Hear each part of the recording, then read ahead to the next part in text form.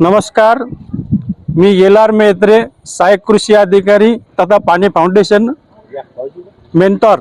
आज आपण पेनबोरी तालुका रिसोड इथे मुक्ताई महिला शेतकरी गट आणि जय जिजाऊ शेतकरी गट या दोन्ही गटांनी आज या कृषी दिनाचे औचित्य साधून अगदी महत्त्वाचा जो मोलाचा कार्यक्रम आहे या कृषी दिनानिमित्त की वृक्षारोपण लागवड करण्याचा वृक्षारोपण लागवड करण्याचा कार्यक्रम आहे। हा जिल्हा परिषद शाळा या प्रांगणामध्ये या दोन्ही गटांनी अगदी हिरिरीने सहभाग घेऊन हा कार्यक्रम इथे राबवलेला आहे।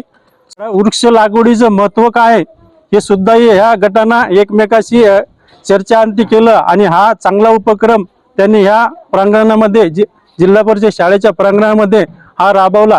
निश्चितच या छोट्याशा वृक्षाचं मोठं ह्या रोपट्याचं मोठं वृक्ष होईल आणि निश्चितच याच्यापासून आपल्याला पुढे चालून भविष्यात खूप चांगल्या प्रकारे त्या झाडापासून सावली असो किंवा आपल्याला या वातावरणासाठी त्याचा उपयोग होईल किंवा त्यामधून आपल्याला ऑक्सिजन सुद्धा मिळतो।